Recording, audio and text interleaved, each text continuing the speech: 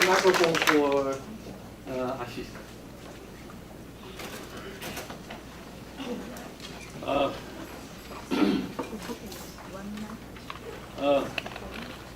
I will start with a confession.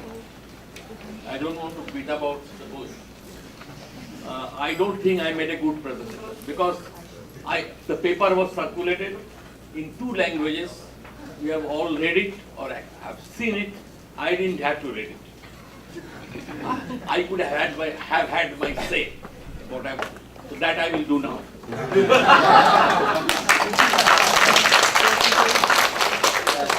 Look, we are living at a time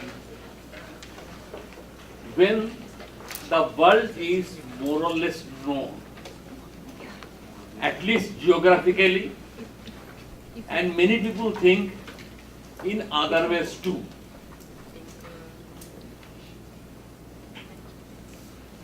Because the kinds of knowledge we have, from disciplines ranging all the way from biology to history and geography, has given us a sense of omniscience. We are almost godlike, we think we are in knowledge.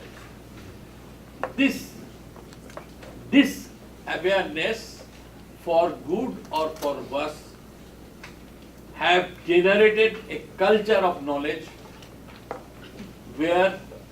and a culture of learning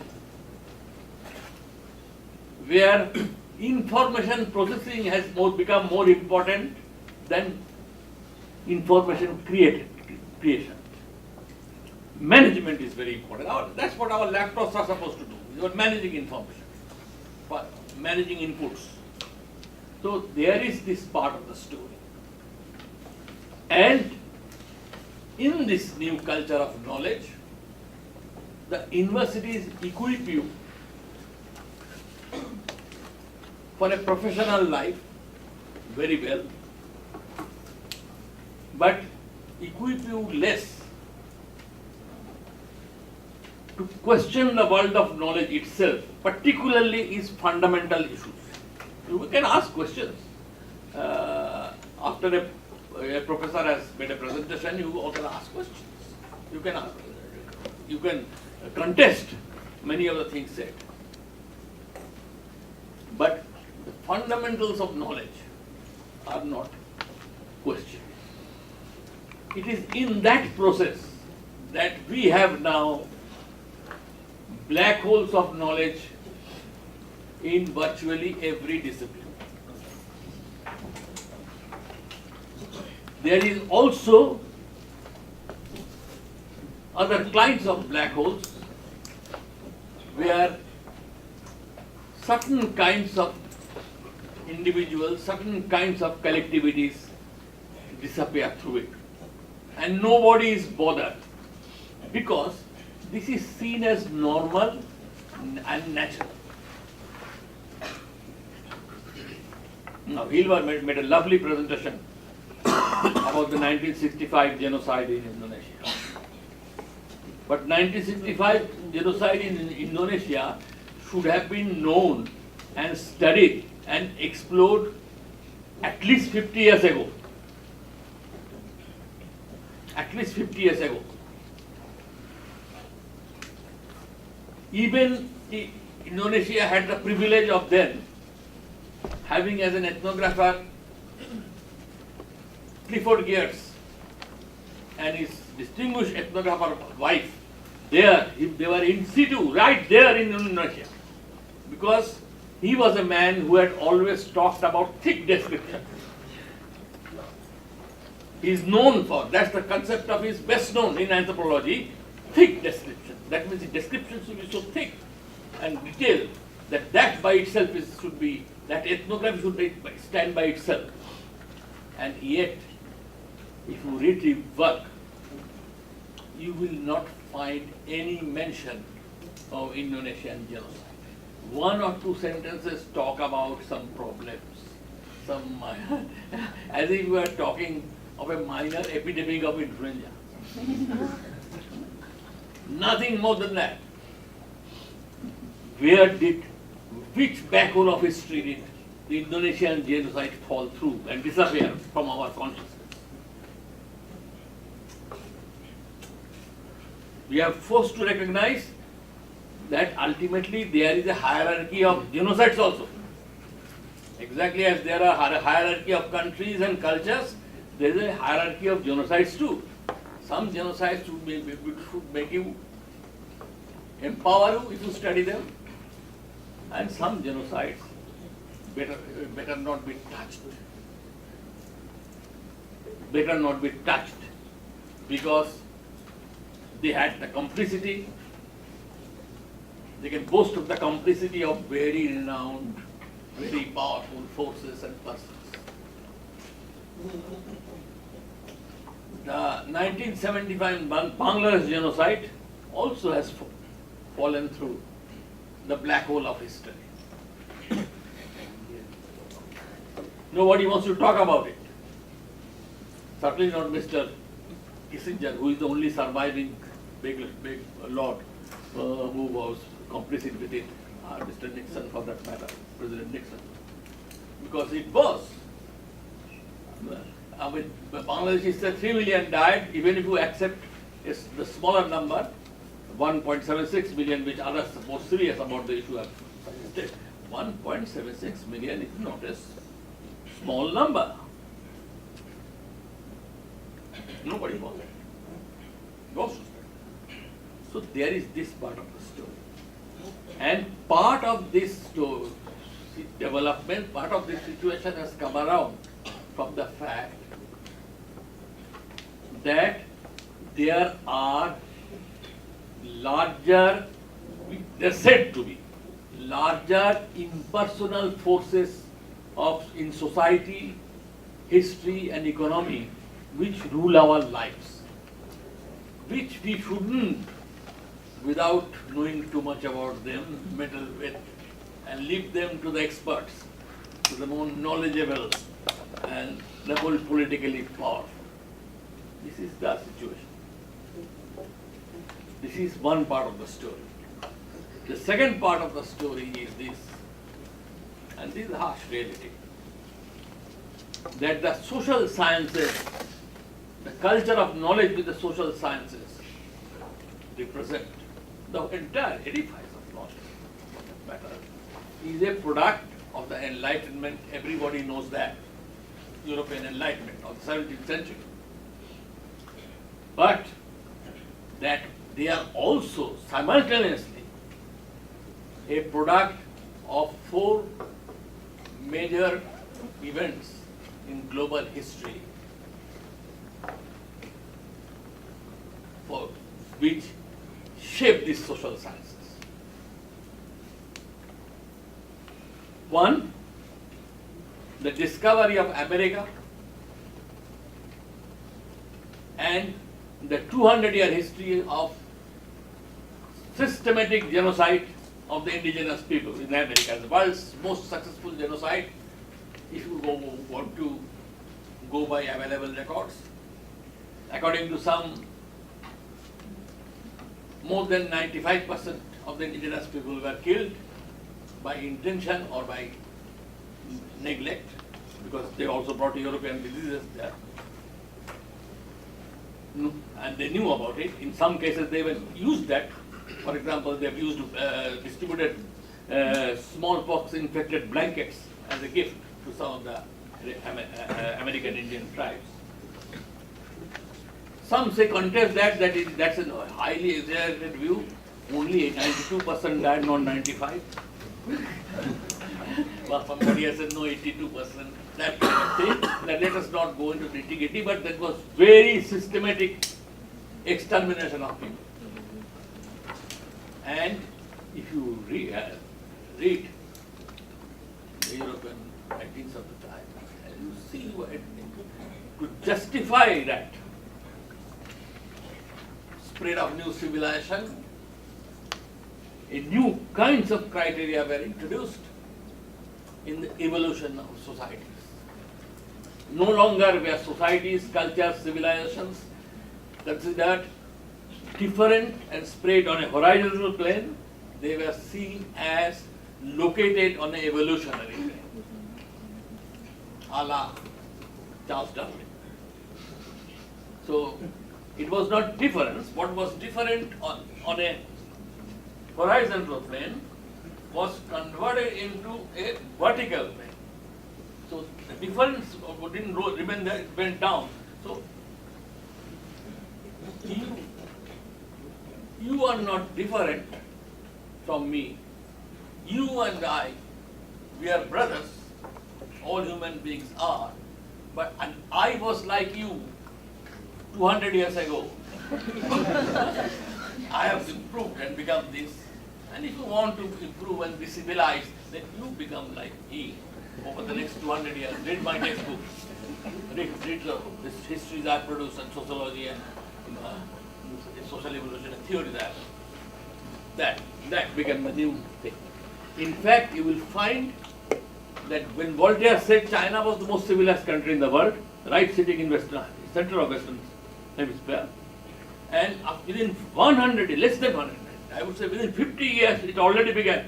China was a kind of China and India were rich cultures and civilization at one time, but now they are senile and old and decadent. Whole imagery has changed. Okay, anyway. The second traumatic, the second big event, great achievement of Europe after the American genocide was the new form of colonialism which came. Colonialism was already there. Even in the first phase of discovery of America, the Spaniards and Portuguese also were colonial power. But the colonial power, they were basically after gold and assets. New form of colonialism, because enlightenment values have meanwhile shifted. So,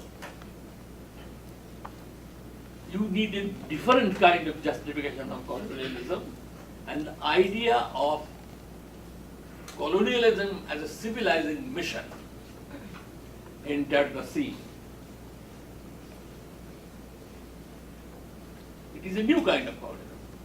And the British, the French and the German hegemonized this particular form.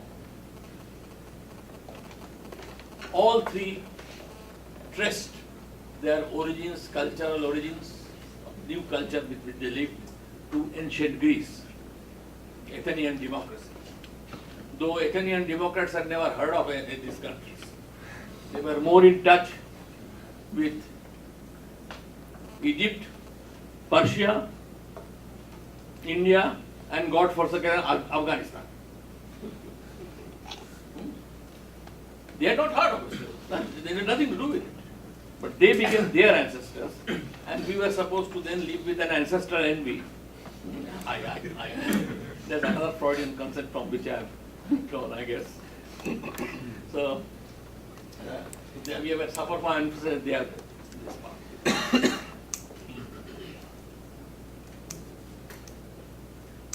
Simultaneously,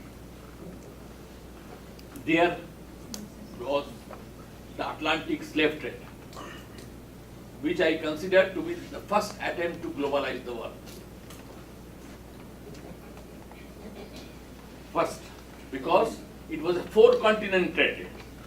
It was not a backyard business. It was a four-continent trade which took the toll of at least 6 million African lives. Some say it is an understatement because 1/3 of the people died during the passage, crossing of Atlantic Ocean, because they were packed like sardines in the ship, not like human beings. So the toll must have been much more. Plus, the exposure to the new diseases and things like that, the toll must have been more than 10 million. But let us not go into that. This number game also is a very dangerous game. So the African slave trade was such an intrinsic part of the system that even the world's first democratic constitution, when it was penned by Jefferson, and Jefferson became immortal because of that, He still had slaves at his home, handful of slaves. But it didn't bother him, because the real question was, according to many of them, whether the slaves, had, whether they had soul or not. That the Christian church was debating that.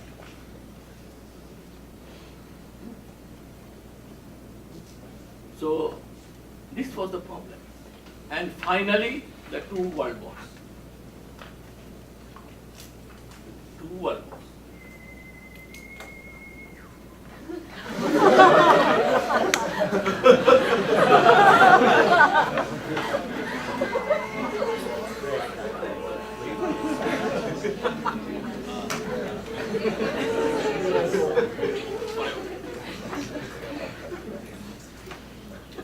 Now, you will find that in 19th century, when most of the social sciences developed,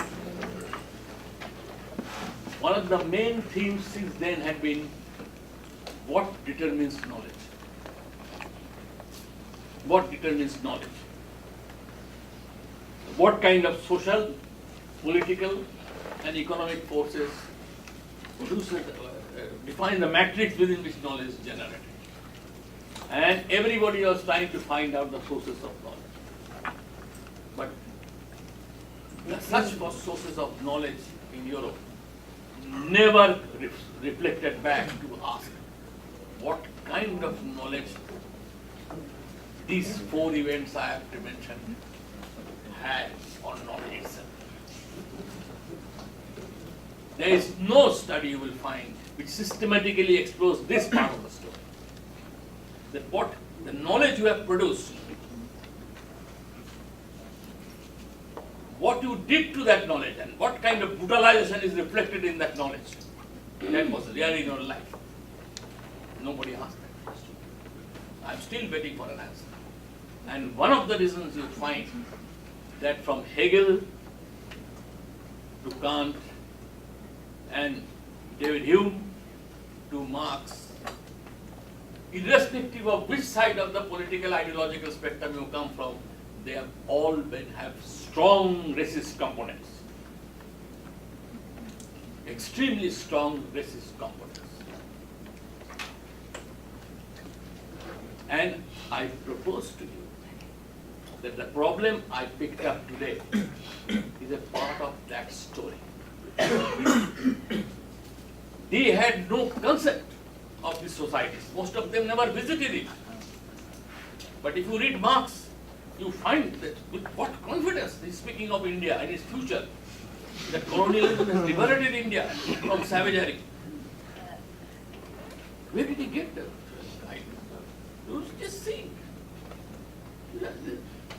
Same thing with Kant, who is supposed to be one of the fathers of contemporary knowledge. I want to turn the focus back on that. But that's a larger project. I cannot finish it. You people might finish it. I don't have long enough life. But I want to leave this on the table. I don't want to hide it. I want to leave it on the table. See, that has to be somehow confronted. What happened? How it went into the interstices of knowledge system. It is not, if I may indirectly answer to one part of the question, to enrich history or make it more inclusive, that I pose the idea of memory. I'm opposing the idea of history because history freezes the past. History thinks that it is searching for truth. It freezes the past. That is why in desperation somebody like Gandhi says that I'm not interested in history, I'm only interested in getting things done. So he dismisses all this historical determinism of all kinds. But not only that, I think the other problem with history is this: history doesn't have to, history doesn't want to deal with live, living, thriving, acting human beings. human beings who have feelings and emotions. History's priority is in archives. History's priority is in historical records, and the records are located in archives. You can imagine what kind of support you can hope to get if you do not the kind of culture which has produced archives.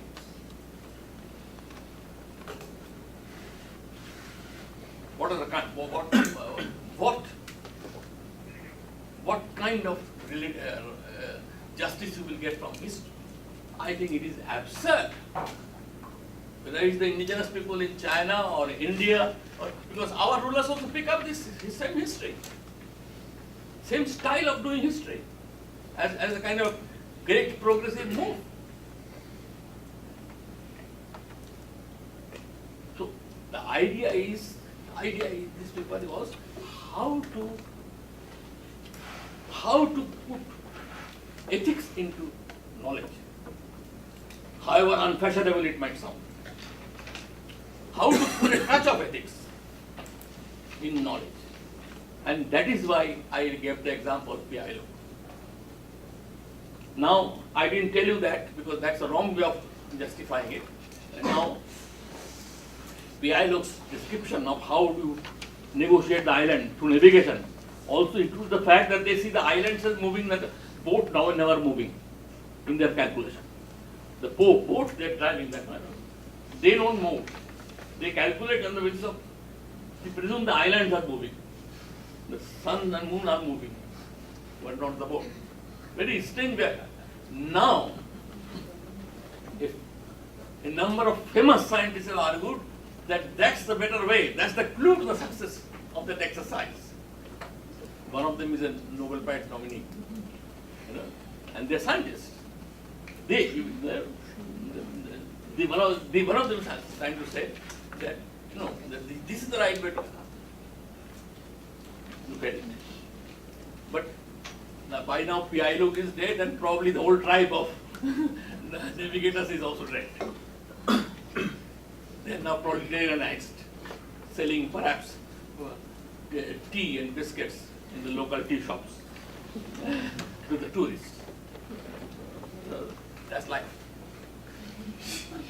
That's life.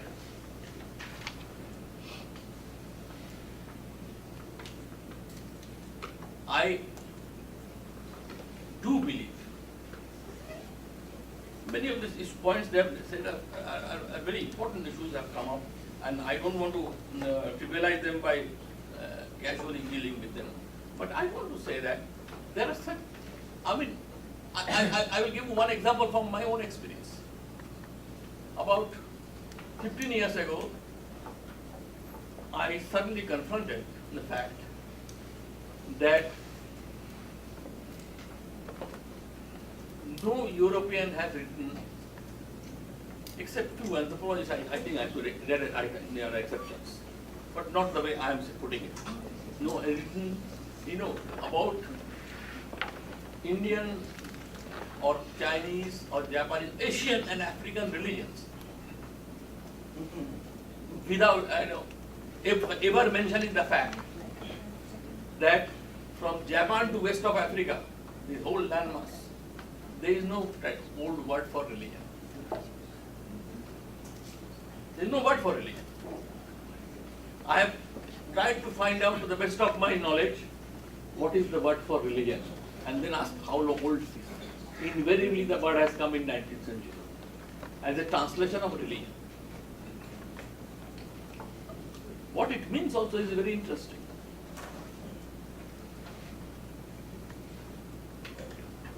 For instance, the borders of religion which never existed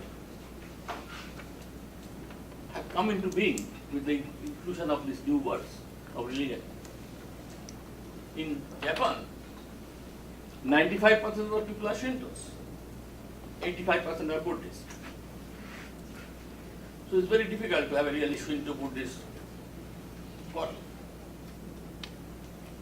In China, if you add up the number of Taoists, percentage of Taoists, and the percentage of Confucians, and the percentage of Buddhists, I think the figure will probably cost 200%. Now, what kind of religion is this? What kind of faith you are talking about? When you cannot mark out the borders that way, when you don't have to say that I am a Confucian, therefore I cannot be Taoist. And I'm a Taoist, therefore I cannot be Buddhist. When does it come? How does it come? You have to understand. Only 3 weeks ago in North, while presenting a paper on this West African Cameroon, I think Cameroon, the person said that somebody asked about the composition of religion, and he said we are 80% Muslims, 20% Christians, and 100% animists.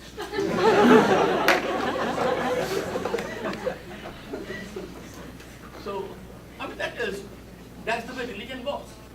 India, because it has a colonial tradition, we have calculated in the neat percentages we will get 82% Hindu, 14% Muslim, and 2.5% Christian, 1.5% Sikhs. Is it the full story? In 1992-93, for the first time, the Anthropological Survey of India did a survey of communities, not individuals, like the census does. And they found that nearly 15% of the 4,000 communities they studied could be classified under more than one religion. Communities. That doesn't mean that a community has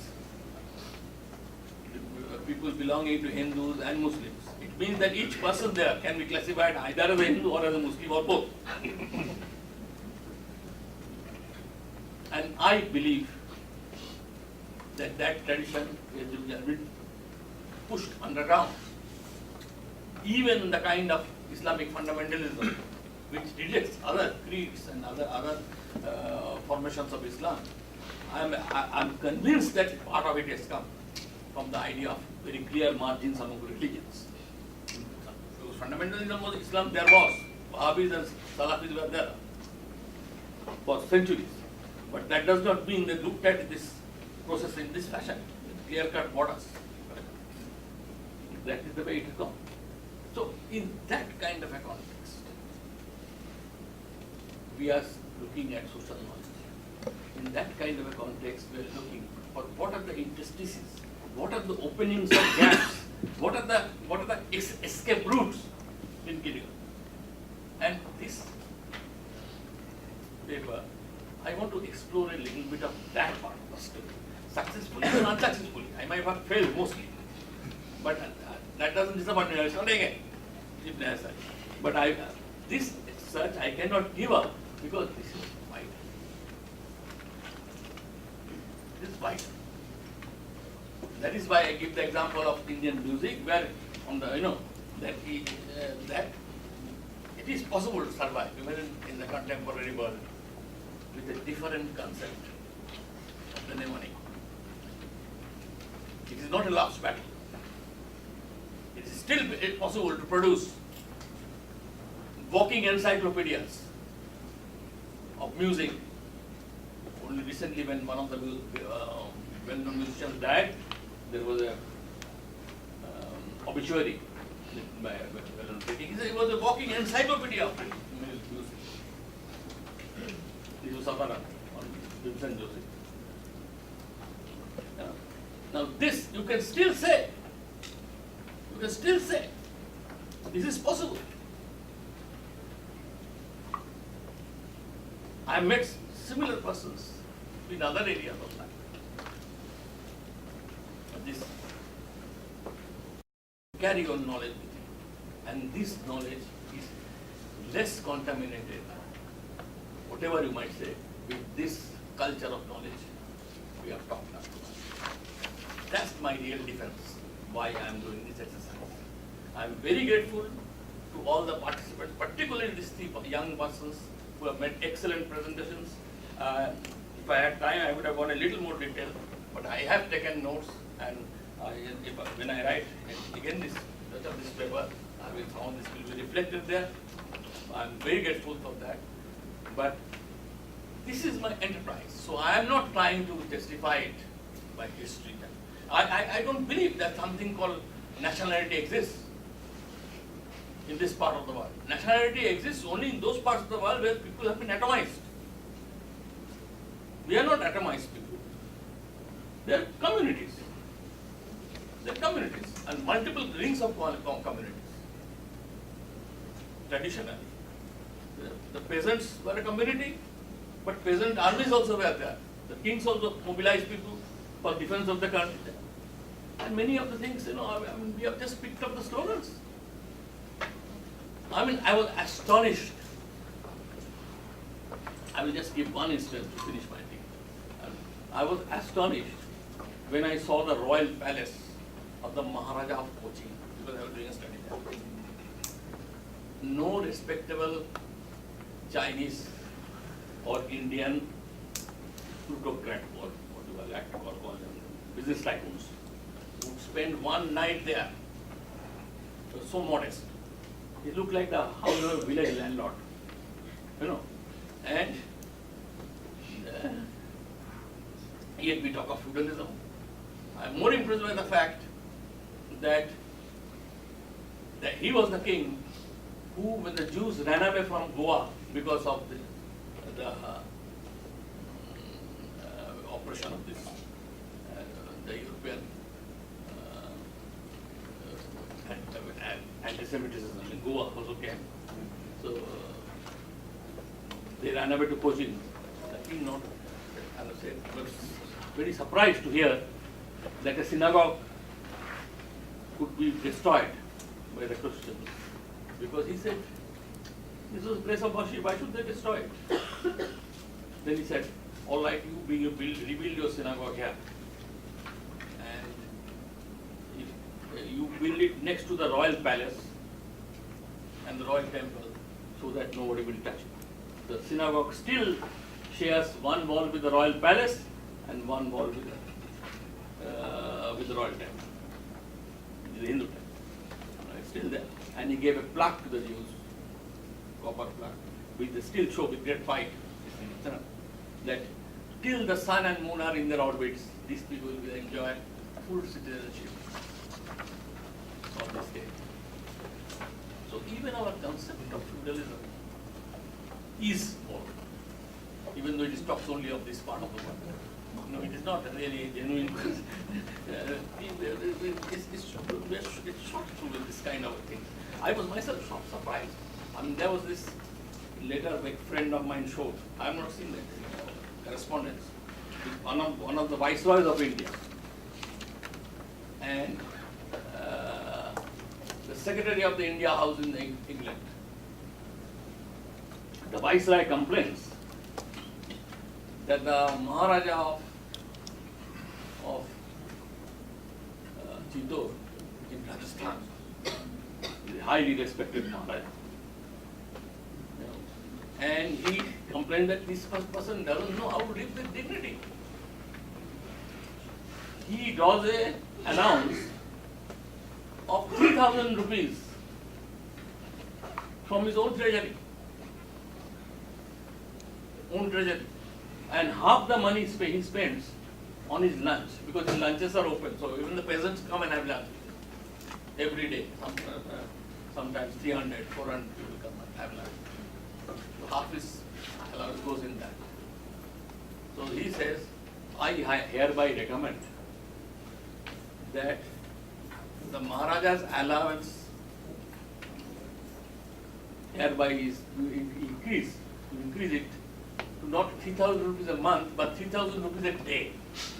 That is more kingly. And that is dutifully done. Within 1.5 generations, the lunch thing was over, and the Maharaja's family was showing all the typical signs of feudal decadence, so that we could write our pieces on feudalism and prove it to the hilt with the example of the Maharana of Chittor. This is the way things go. Let me not hold you long because there's a discussion happening. I only would like to point out that the aim is not to complete history. The aim is to de-sanctify history. De-sanctify history. The aim is not to complement and enrich and have our modernity. The aim is to de-sanctify modernity. I think the time has come for that. Time has come for us to affirm that we have our way, our right to our judgment on you. Exactly, you have at your children. And we have at least, even if you are modest, at least we have a right to our judgment of us. Please grant us that. Thank you very much.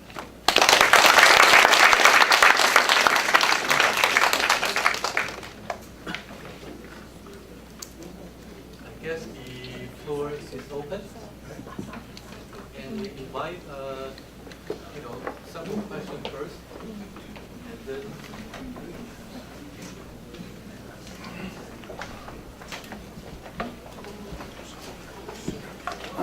All right. Thank you very much, Professor Nandy, and all the discussants. This is a bit stressful for me because this is a project that I am currently working on, and it's not going to be finished in years, I guess. But anyway, I would like to ask the location of apology. Apology from nation state when you talk about memory work. In my context as an Indonesian, within the discourses of 65, 66 killings in Indonesia.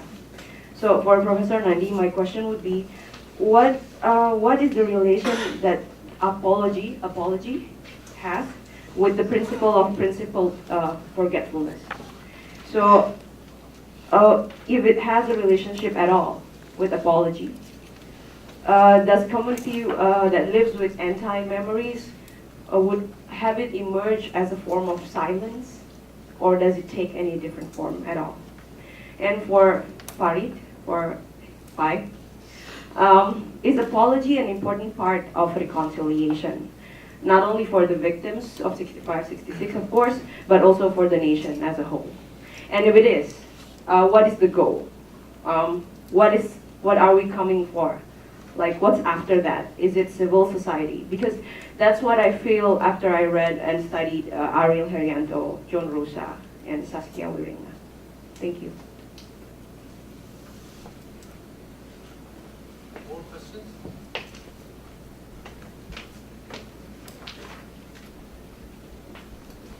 Thank you. When I was reading Professor Nandy's article, the first thing that came to my mind was somebody just has to talk about 1965 massacres. So I was so glad when Pak talked about this. So I actually found this interesting that Professor Nandy said that this accounts the idea of providing alternative way of informing younger generation should have been done 15 years ago. Well, growing up in the 80s when practically every year we used to watch the movie about 1965 killing as a kind of propaganda from the government. I see this as a way for the government, in this case the dominant group, to keep telling us that this is a latent threat for us. So there is never really any space for us to even question the truth. For us, the truth is what we heard from the dominant group, from the government. So I guess the project that Pak Hemar and the friends have been doing is actually great.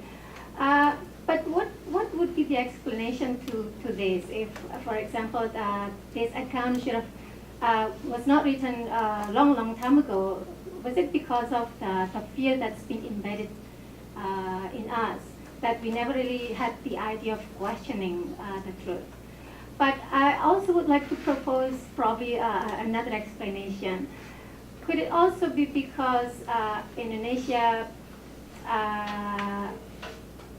sees herself, I mean the society, as an oral-based society. I would like to refer to Walter Ong's From Orality to Literacy.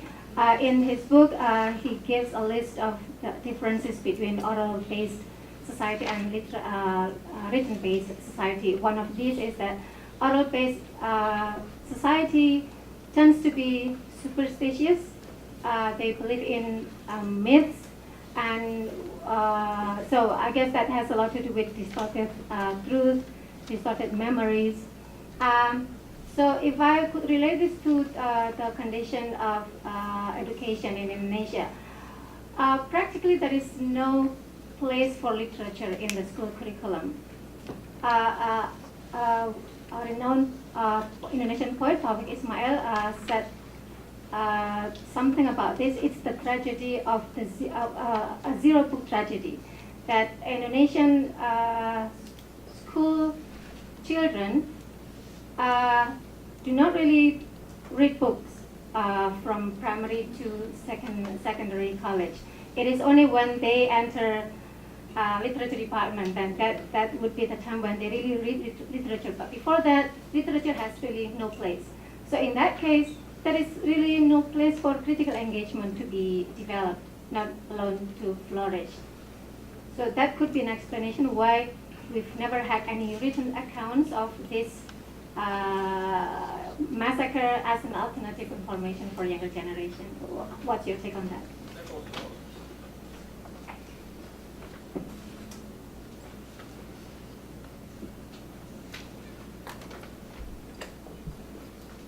Okay, Andy, go.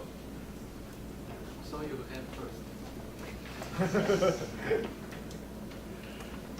Well, thank you, Professor Nandi, for a very interesting talk. I have two quick questions. One is in the middle of the article, but you probably didn't dwell on that too much in your talk. You mentioned about a choice. This is how it was written, actually.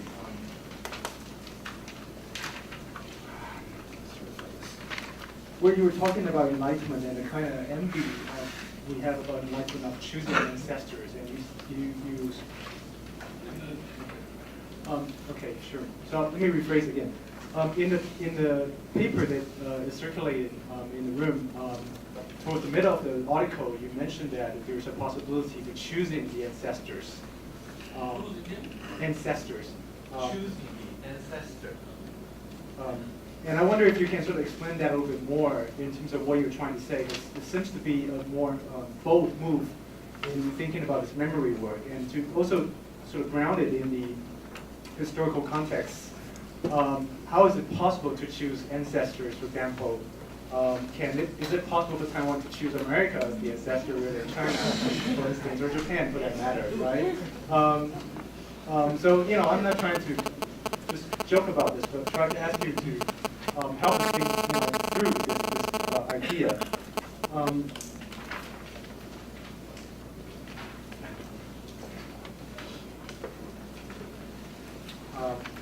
Sorry, I lost my other question, so I'll stop for now. Sorry about this.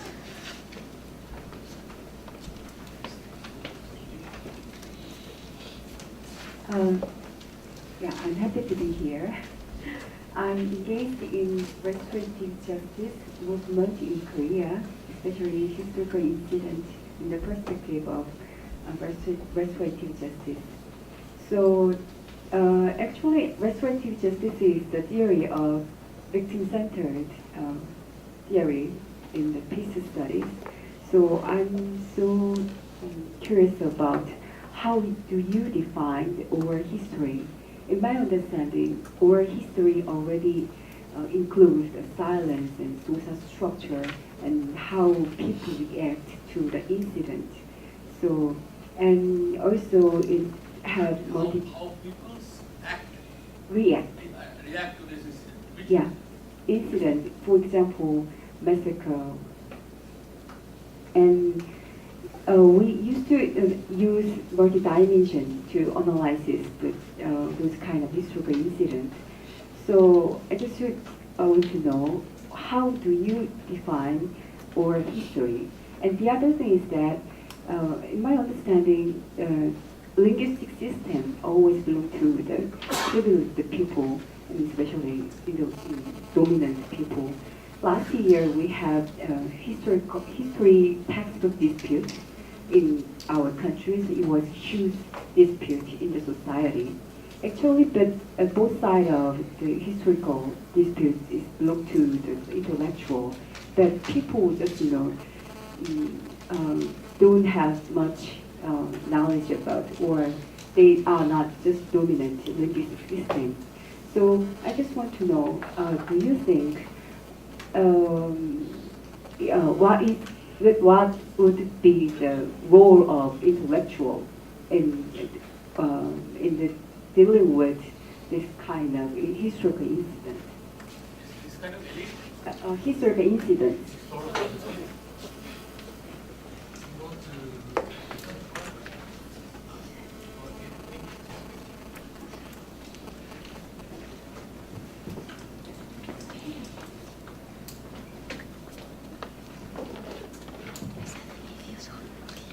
Thank you, Professor Nandi, for your presentation.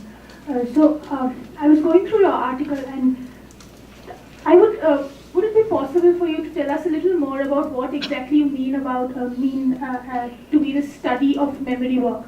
Because this here somewhere you have talked about how you hope that the study of memory work will not lead us just to the institutionalization of what we are studying, but also to grant some dignity to it.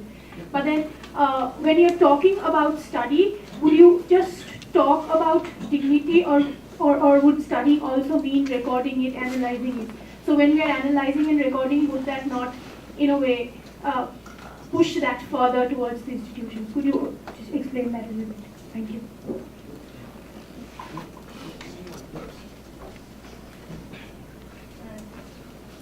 Following Angie's question, I simply want to ask one question.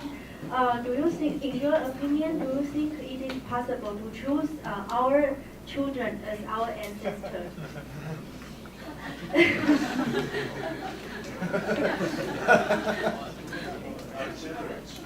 as our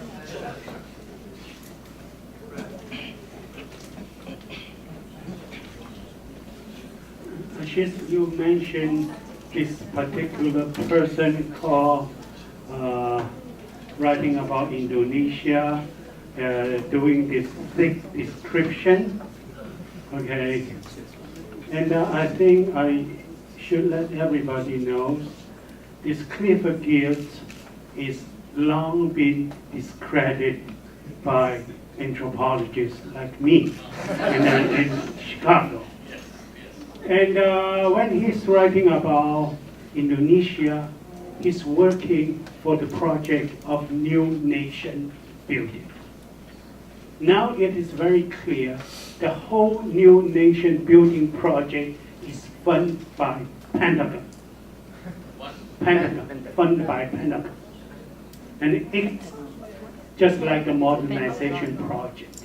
They have the meeting, they have the organization, and that the whole modernization theory, and that the new nation project was invented in Virginia, the center of debriefing.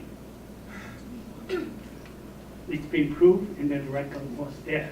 So I think this kind of murdering people's memory, not only their real existence and substance, it is, in your words, a concert effort of genocide.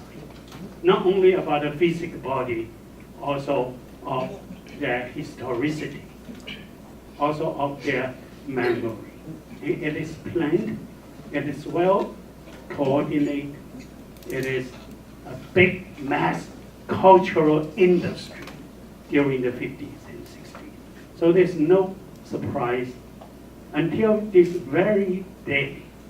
Okay, we have this kind of a epidemic called MBA courses. Okay, EMBA courses. And that is precisely the Cold War metamorphosis of the kind of a capitalist, okay, commissar program building as an epidemic all over the world. One day you will find the street peddler also need a MBA degree. Okay, that's the victory and end of the history. Okay, thank you.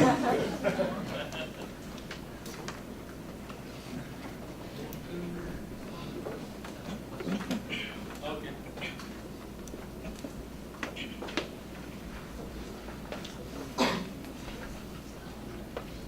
I think, frankly, traders, it's almost a traders almost passed an obiter dicta on this, but I will nonetheless try. Two things I want to make clear. I was not talking of choice of ancestors really, it's a probably wrong word. It is whom you own up. In 19th century, Hellenism became a mode, a fashion in large parts of Europe. And this fashion came, I suspect, because the Greeks had shown on record some semblance of having a democratic order, which Europe was trying to establish and struggling with. And in this, there was another part of the story which few people talk about. Greeks also have this word proletariat. Now in Greeks, proletariat doesn't mean what it means in Marxist political economy. Proletariat were those who exist but are not counted.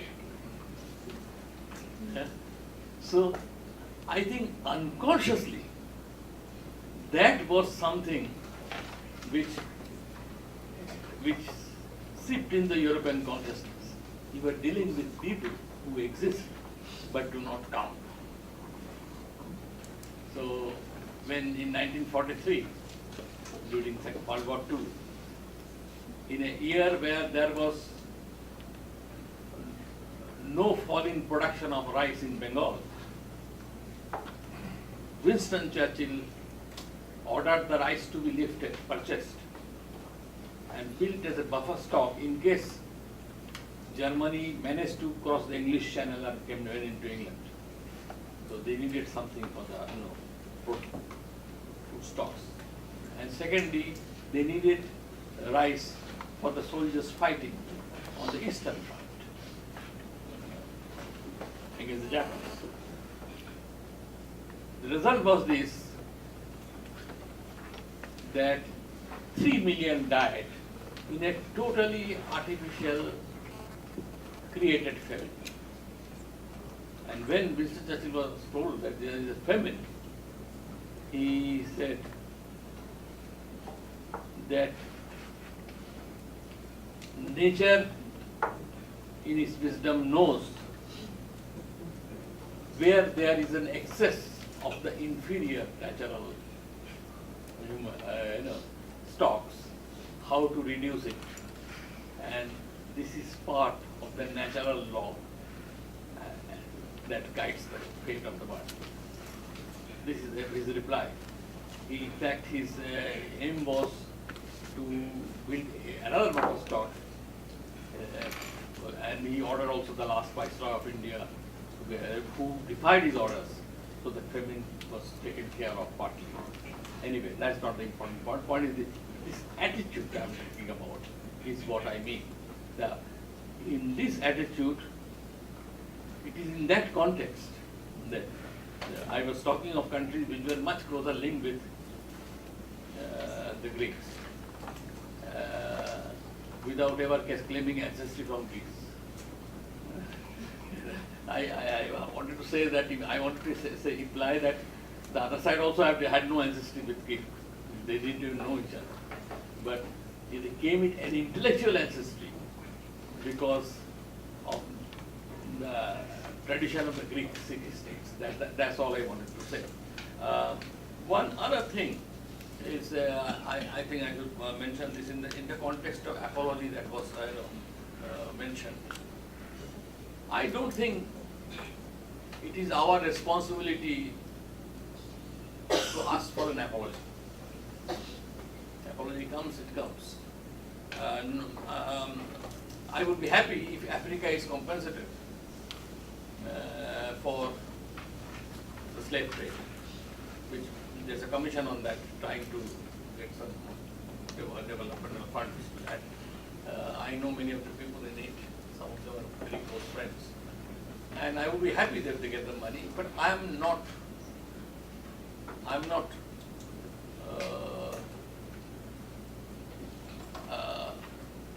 sold on that idea, let me put it that way. This is because this kind of apology can be extracted without any money, without any meaning. It's a bit like the vague apologies given to the Japanese intern and Chinese intern in America during World War II, or the apology given to American Indians too by Bill Clinton, however well meant, because that makes ultimately in the long run doesn't make much of a difference. I am pleading for a more, let me put it this way, let me put it in a different way. I think this will be my ultimate response. I think from the time when history began, let us put it that way, crudely, human beings have drawn their values from three sources: reason, aesthetics, and compassion or empathy.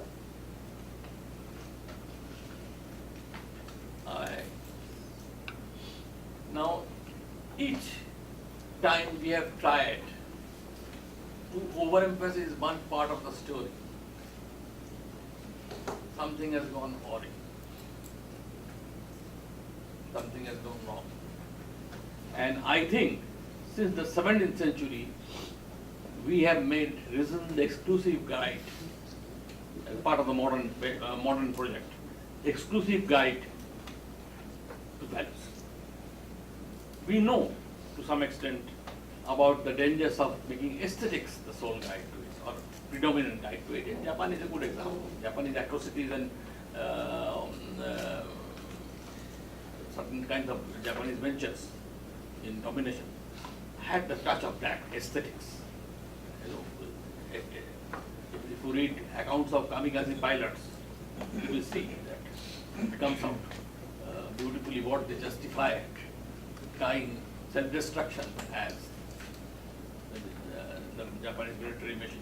There is a touch of that aesthetics, the aesthetics predominating, falling like cherry blossoms, falling, the tragic tones and so on. But I have a feeling that since the Enlightenment, compassion and empathy has been seen as imperfect guides to values, public values, values in political and social life. Imperfect guides, because they are seen to be not informed with right kind of backing of reason. I think in the process we have gone too far. And if you have read Hannah Arendt or Bob Lifton or Bauman, you will know that certain kinds of atrocities and tortures and violence and genocide have been done in the name of reason. So probably it is time to take care of that overcorrection and go back to our older model, where compassion and empathy play a much larger role in decision making. That's what we have lost somewhere on the way. And that was not unknown to us. We were cured of that disease because it was felt that we are not adequately guided by reason. So that is a crude, but I think to some extent meaningful way of looking at the problem. That also is one of the projects that awaits our approval for our son.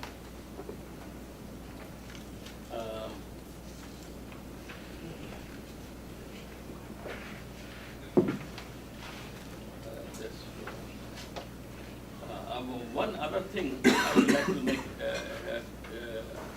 point, which indirectly emerged from these questions, that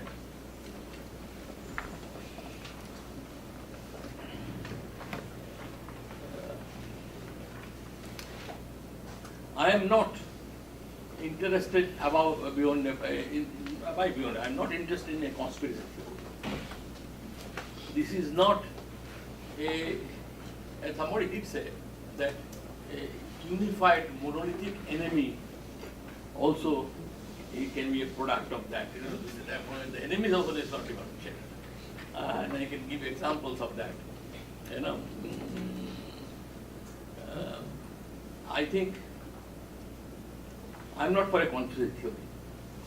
I do believe that our humanity lies in believing that no nation, no country, no culture, or no civilization is responsible entirely. We live as if individuals and groups and sectors of the society are responsible. Sectors are responsible, not the society. That imagined aggregate thing, unified, monolithic thing. It is their responsibility to take out how large a responsibility they will own up on behalf of the larger entities, culture, civilization, and nationalities. That's probably another way of solving the problem. It's not a very happy way of solving the problem, but this is to protect our humanity and not be brutalized in the process of fighting brutality. So this is what also I would like to emphasize. Maybe that's that. One example I will give so that I clinch the point. When we were doing this study of genocide, we found that roughly 40% of the people we interviewed said, this is the advantage of a country where genocides can take in community-based societies, genocide can take in more individualist societies. Ours was a more community-based society. 50 years ago, India was different. Now, this kind of riot cannot take place. That genocide took place, 1 million died, minimally, 2 million is a better estimate. 40% of the victims we interviewed said that they had been helped by somebody from the other side. Now, I cannot believe this, that any other data on any other genocide comes close to it. But I have hints that partly it doesn't come because we do not try to find it. When I first began to study this comparative genocide thing, the early books on Nazi Germany said that when the war ended, in Berlin itself, 500 Jews emerged from culverts, attics, from false identities they had taken up, 500. But later on, some people said it was 700 to 800. The Holocaust Museum at Berlin mentions the figure 1200. That's the museum itself, they say. 1200 Jews came from. Recently, I came across a news that a book has been published which says that 5,000. Like 5,000 Jews surviving in the capital of the Third Reich. It's just not possible without the help of at least 15,000 Germans. That's not a small number in one city, in the capital of Third Reich. People do this in their lives. I know of many instances without success, where people in trying to save others are killed, were killed also. There is this part of the story too.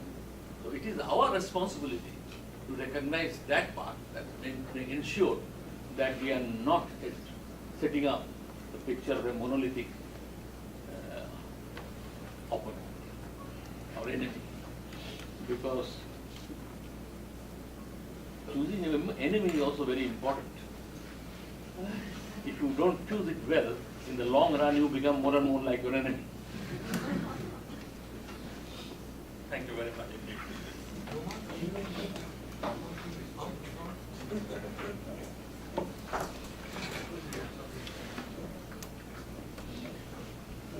Yeah, thank you. It's an excellent question about apology and reconciliation.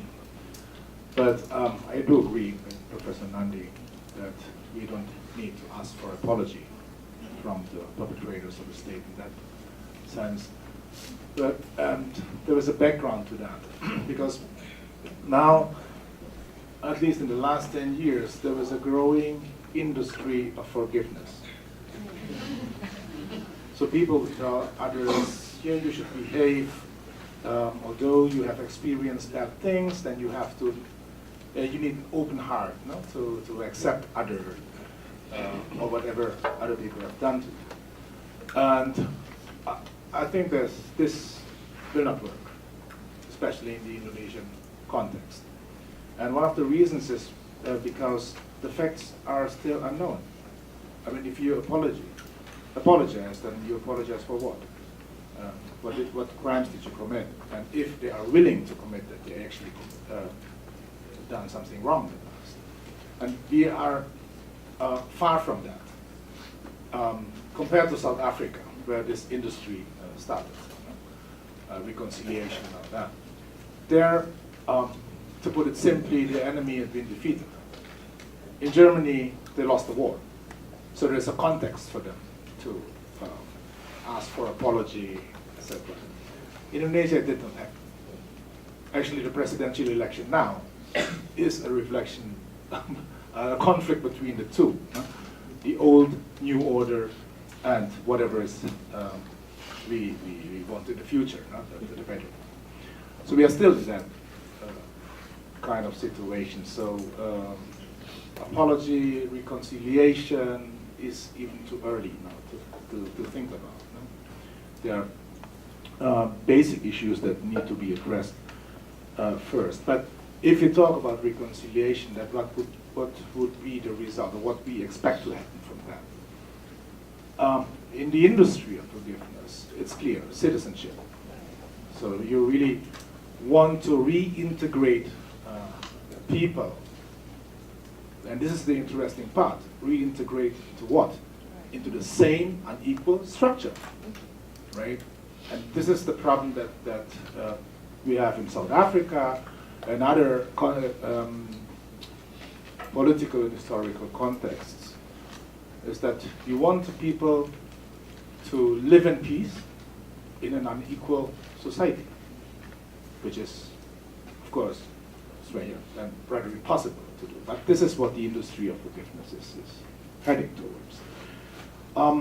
Second thing about how to deal the silence, and how do we explain the silence for many years? Not only anthropologists, but I think like a whole large range of people also kept silent about this, Indonesians included.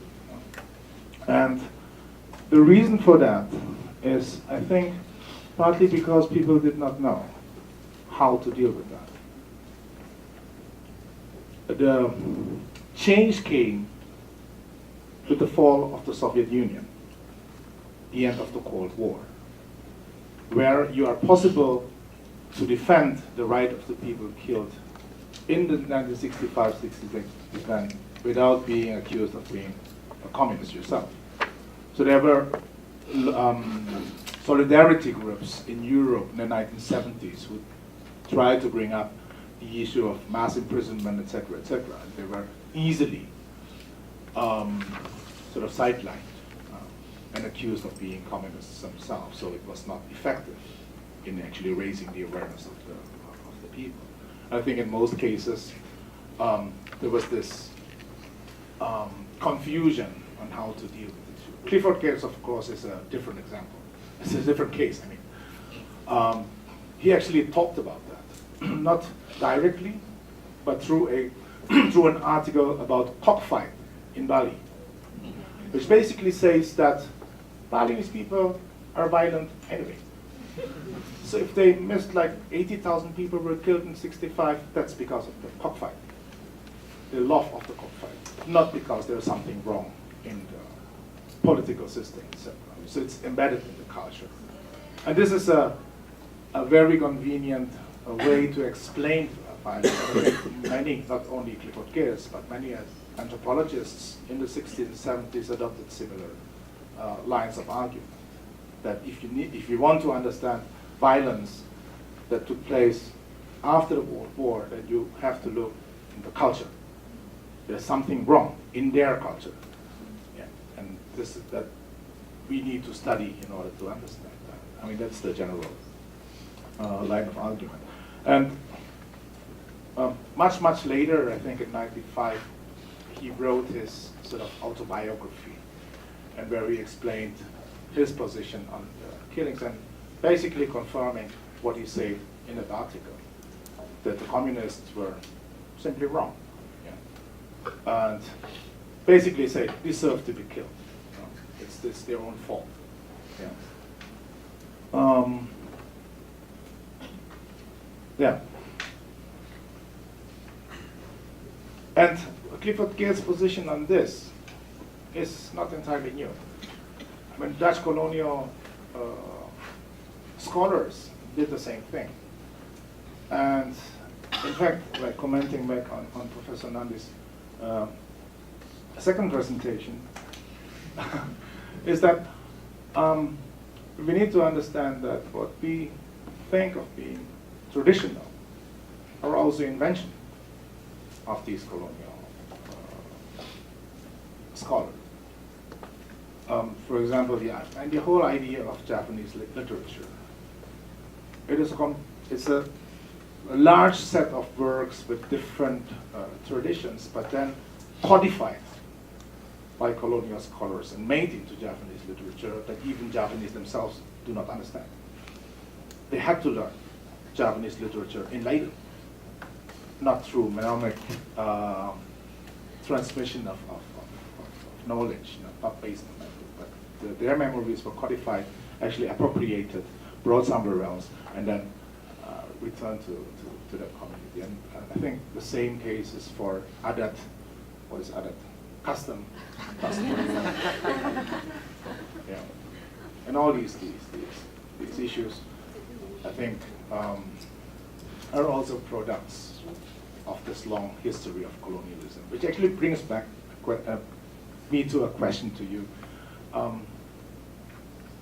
Is there, I mean, are we now looking for something authentic back in time, or where are we going actually with this? Because if we include the history of colonialism, I mean, for certain, then, yeah, like Andy, I mean, you said our ancestors probably in America, because we have been shaped so much by it, right? So it is our culture now. I mean, there's no way for us to sort of make a distance and then try to find something authentic. But yeah, this is just to keep the discussion going.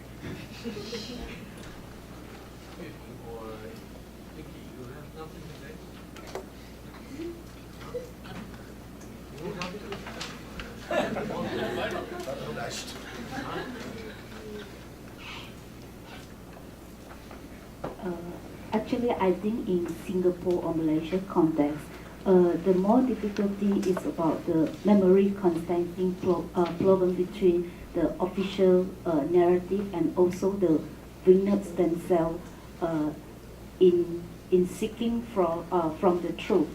And just now I say for the May 13 incident in Malaysia, actually this incident has been claimed as racial conflict in Malaysia, and most of the people, especially the Chinese, were killed in this incident. But when we look for the official reports, they just say just 18 Chinese were killed in the incident.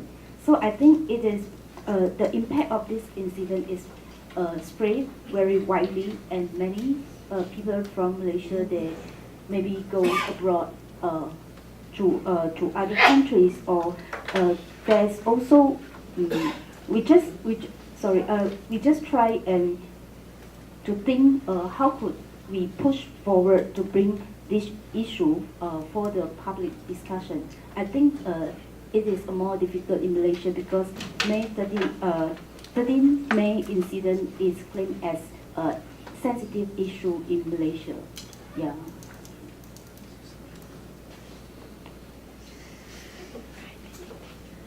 So, anybody? Ila?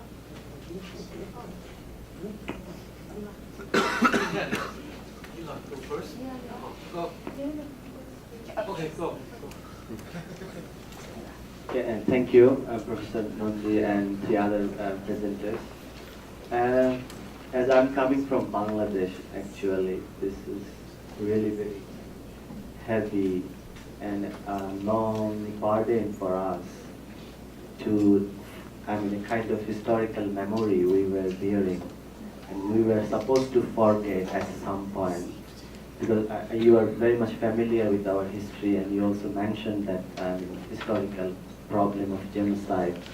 At some point, even our founding president, he said that we are Bengalis are so generous, and we have that courage, we can forgive this, to make a kind of normal relationship with Pakistan at that time. So it was a kind of historical dilemma for us also.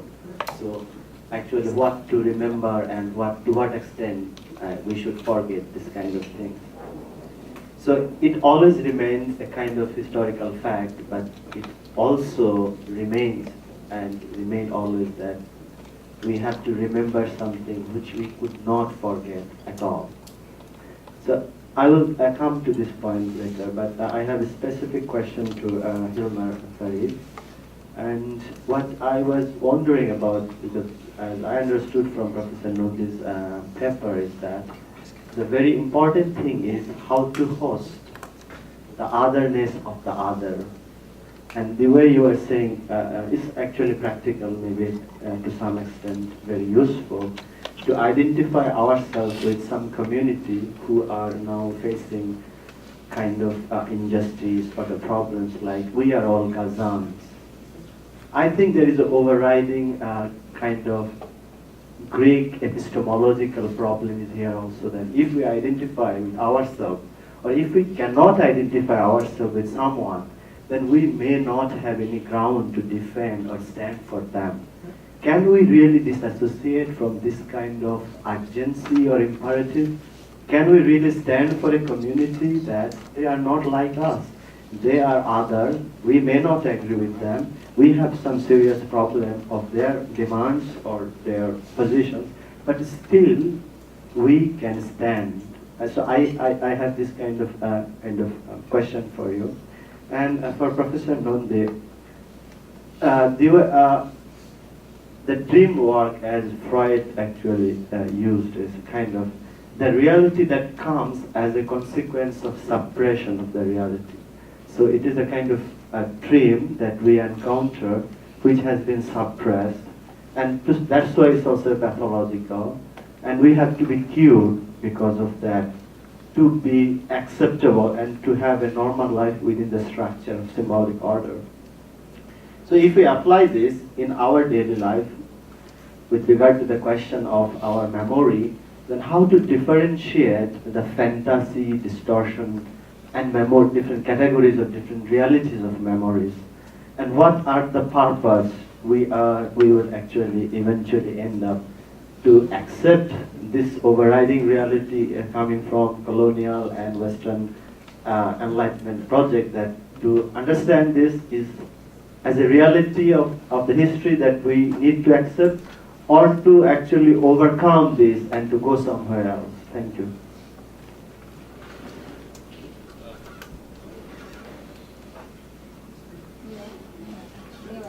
This is an important question. I would like to answer it, because I would like to clarify that I had in mind also the point raised by somebody here, that if you sympathize with a cause, then the best way to support a cause is to start a similar movement in your part of the world.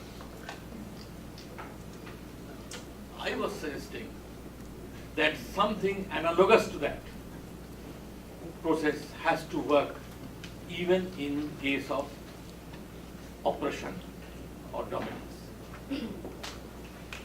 I wanted to suggest, I had in mind Israel.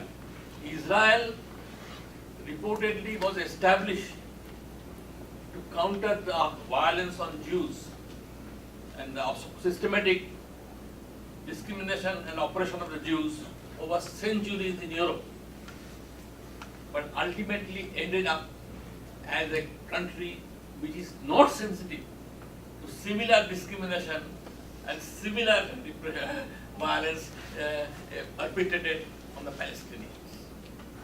You know, so that incident, I was drawing attention to that part of the story, and responding to this part, where this issue was raised. In the case of Bangladesh, also one can give this example.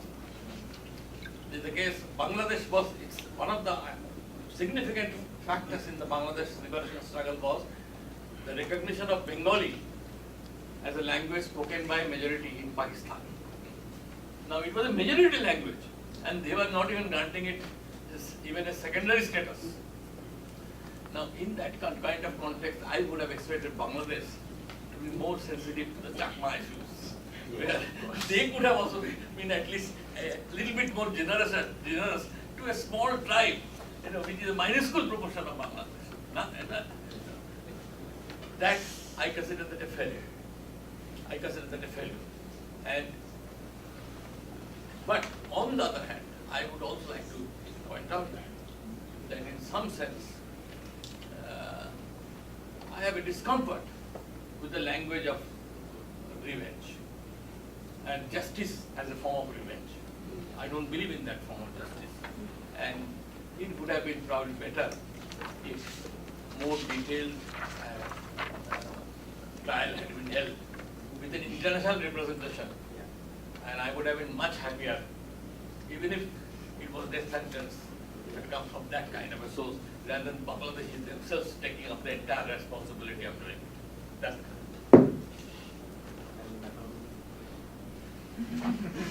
the question of dream and pathology and sorry. The second question. The new way. Turn it on. dream work. Because of the absence of time, I didn't read that part of the story at all. Fact of the matter is this, that the dream work also can be interpreted.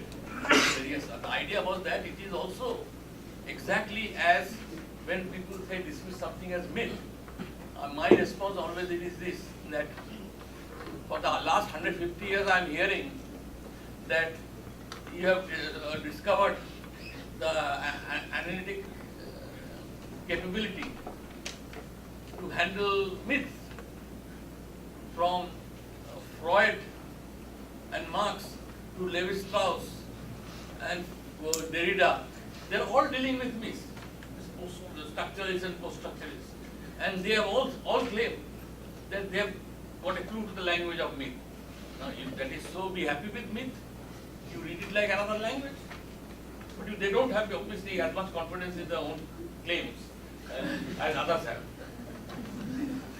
So it is the same way here.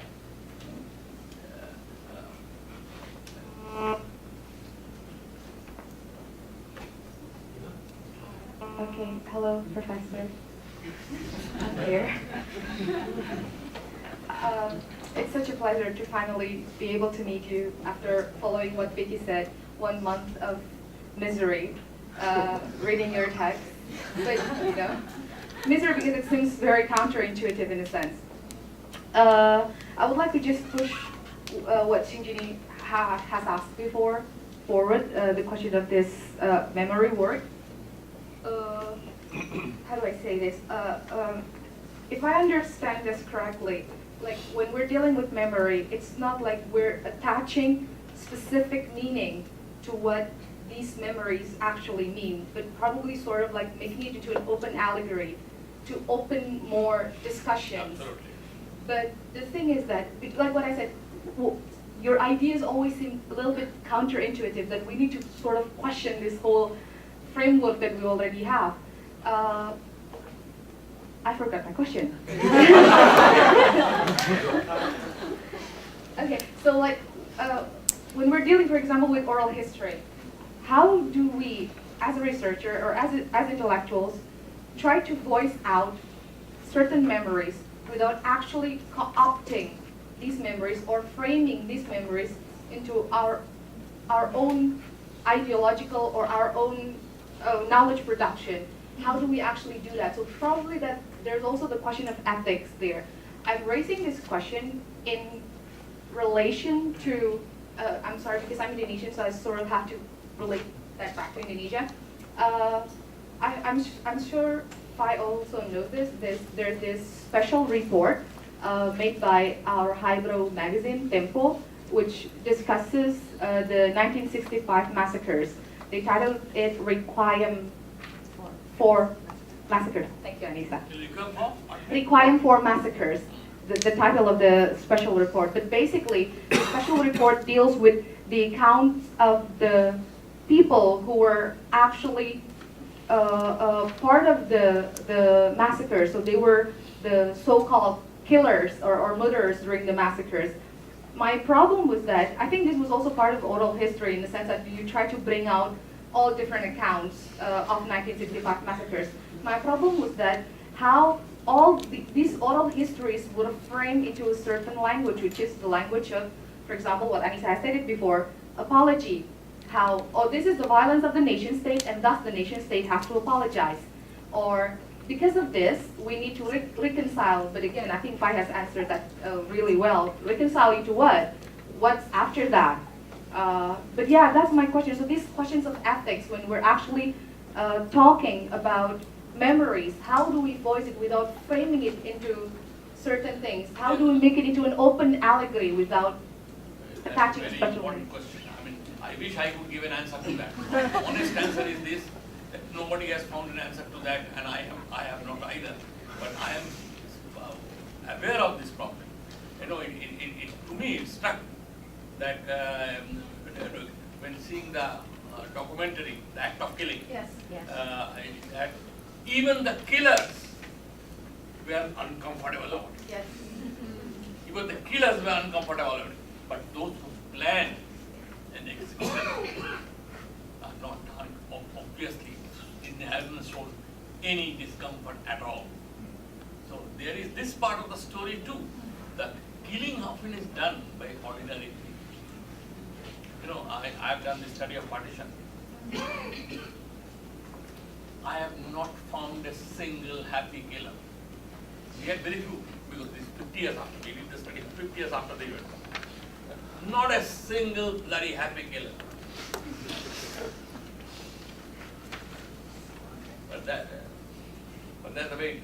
But we always, when the judgment time comes, of course, these are the people who will be prosecuted against, not the real planners, those who very dispassionately, like a chartered accountant, calculated the political losses and political gains from the massacre. That's the problem we live in. That also has to be remembered. So there is no easy answer to that question.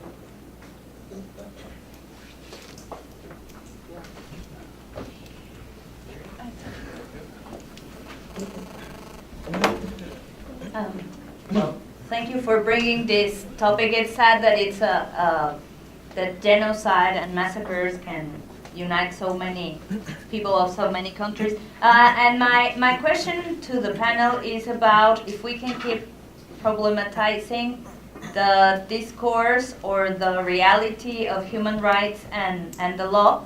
Because on the past few days we have been thinking about all the frustrations and limits that going into the law, that going to the complying of human rights bring. What can you get and what can you not? But at the same time, living in Malaysia, I also find that when you don't even discuss human rights, it's even worse than this black and white of how far can we take human rights and the law when you living in a context where it's all very sensitive, so you cannot talk about it, and human rights are contested largely, I would say, for a lot of the population.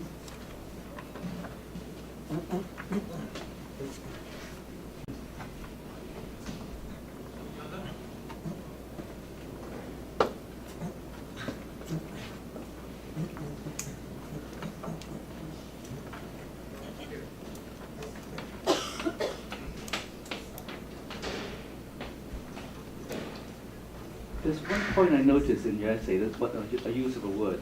You mentioned that the in cultural practice, it is this cultural practice can be a threat to the self-definition and self-confidence of an institution. By using this word threat, do you mean that there is some fragility in the modern institution, in modern state, which this type of cultural practice can find certain means or mechanism to correct, usurp, or change the situation? But of course, you have not developed that. No, yeah, that's true. It is still an incomplete work. I admit that frankly. That's why it's an incomplete thing. In many things are just touched and that. The real answer to that is yes. I think people think that in some cases these people are occupying spaces which should naturally belong to some other system. I mean, the 65 years of consistent effort to score Indian music the way Western music is scored, right? What has gone on? Despite all failures, they again come back to that. There have been books been published on that. But again, the books are taught in the courses. That is the reason they don't produce good students who can perform on the stage. So there is this part of the story also. There is this fear that this is too independent, too or autonomous in the world of music. There's something which we are missing out. They will improve, like, they will have a different kind of international standing if they can write their scores and so on. So this is part of the story. I don't know what to do with that part of the story, but I do sense that.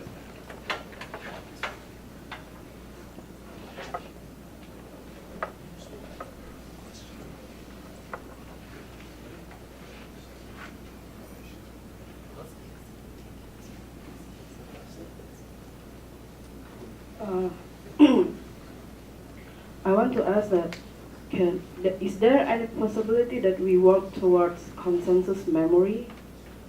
Consensus? Consensus memory. When I talk of collective memory, I presume that. That's the way memory goes. That's the way memory goes. I mean, consensus memory between not only the collective, the communities itself, but the whole factors, like from the government, also the people, also maybe the mass media discourses and so on. That probably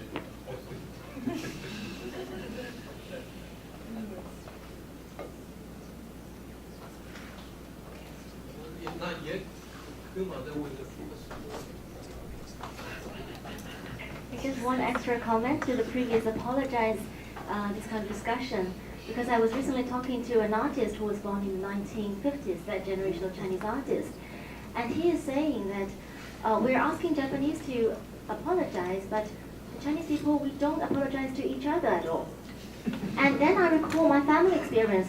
Throughout my growing up and even until today, my father never apologized to me, and so it is. I'm not asking for that, but it is a very I don't know, can we call it cultural or whatever. So I'm thinking that maybe this urgency for apologize doesn't really come to China at all, but only when it comes to Japan, to that particular kind of collective memory, which is in fact quite constructed, like you're humiliated throughout like this year is the 120th anniversary of the Sino-Japanese War, and that's the beginning of all the recent humiliations and how the communists kind of constructed their legitimacy upon and how the mass people are mobilized and sacrificed themselves to this cause called communism. So I'm just adding that point to the previous apology, because this apology, there's no embedded kind of affiliation in daily life in China. So how can we just claim that in this political arena and to play with it, and as if that apologize is very important to a Chinese soul, if there is one? It is like many people in India do not say thank you. What means?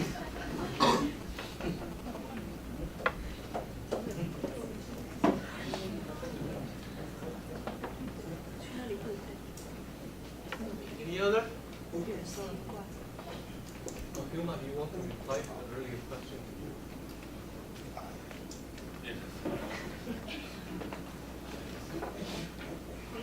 This is getting like a press conference now. Yeah, about the otherness of others, accepting the otherness of others. There are some problems with that. I cannot accept ISIS. I mean, that's for sure. I cannot sort of think of that group, accept them as they are in my world. No, I don't. And this is, I think, where the limits of these noble idea of accepting, respecting each other, should be based on mutual respect. But it cannot go one way, because they don't they want to eliminate the whole planet, simply to say. It's just one idea that they are daring to, and all of the others should be treated as enemies. And I mean, for me, there is no space for that kind of, and it's difficult to accept. So, in other words, there should be like ethical principles that are the basis of this understanding and mutual understanding of each other. And I think political positions are, in this case, important. And I have a problem with the liberal notion of respecting each other, etc. More because I think it's kind of patronizing as well. I mean, you tell other people, respect each other. I mean, if you just do what you do in a natural way, and you will meet people who have similar principles, well, it will work. In many societies it does. So, I mean, this whole idea of having kind of a civilized, civic attitude towards other, for me, is problematic. Yeah, I mean, I'm open to understand other people's culture, but they have a firm position on things, and let history then decide on how we will go along. So because it's difficult to predetermine how you should act and how you should think about other people. It's hard to do that because, yeah, like I never thought about ISIS until they emerged, and then I thought, nah, this cannot be part of my. Sorry? My comment was not about ISIS, it was about Gaza. Yeah, no, this is.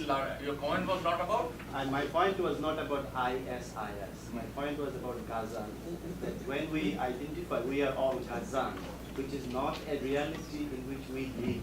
And there is nobody here who is living under such condition that the Gazan people are living in our everyday practical life. So we should be, clear about that.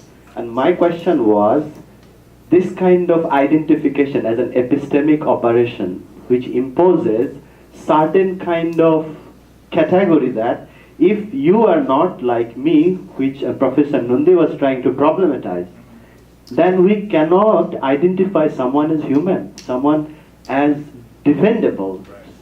That was my problem with the question. It's not defending ideology, defending politics, but very ethical point from which we start. That if someone is not like me or I cannot identify, then how can I stand or how can I even identify him someone worthy to know and to defend at some or certain point? So you have to say position on that, yeah. Yeah.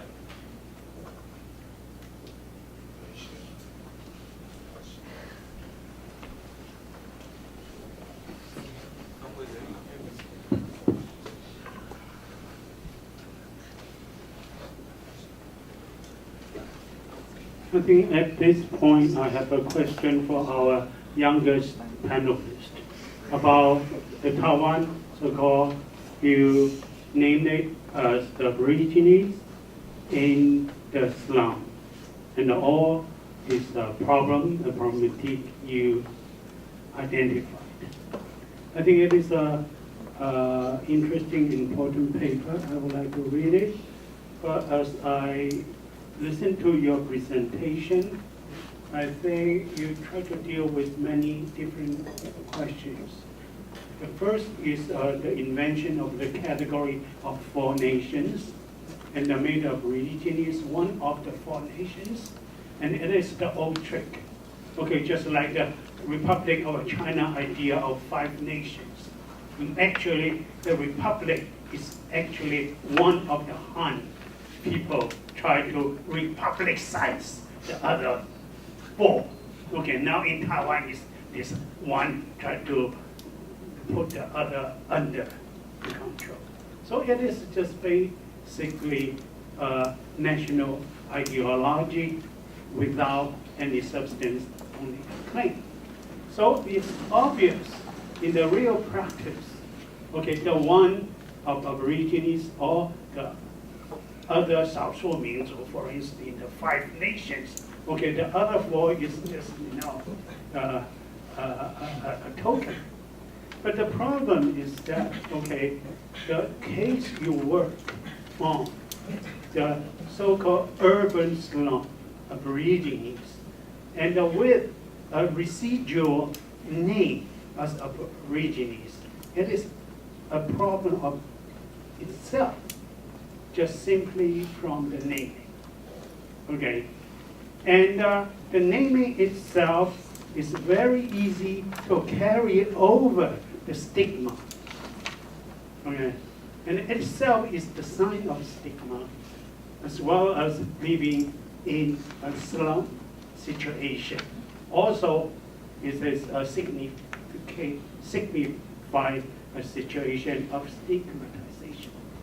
So I think what you're facing the problem, it is actually is a structural imperative under which the final proposal of your solution, it is, I would suspect it is possible. Because the whole generation, or the second, even the second generation, in the urban setting, being named as Aborigines is totally void of cultural contact, whatever, but most importantly, the livelihood itself doesn't exist, have nothing to do with their ancestor or their tribal settlement, relative or whatsoever. So I think it is the double. Okay, I think the naming is a fake. And that this kind of a labeling is a double fakifying the identity of a non-existent identity, which made the whole thing a mess. So I would very much read your paper, and I think it's a very important one, but I doubt there's an easy way out. So long as there's no alternative future which is based on alternative means of living or livelihood if you don't have anything substantial in that, okay, level of everyday life practice, all this name is but a hyperbolic, okay, sign to be thrown upon you, and no matter what sign being thrown upon you, the result is only a kind of a further stigmatization. So I think whether there's a way out is a serious problem, and that the question you ask is really a very important one. Thank you.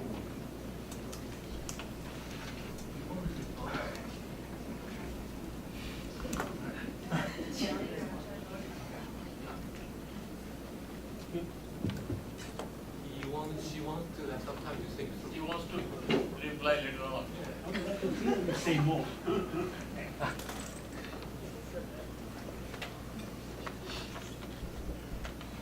No one yet? Can I?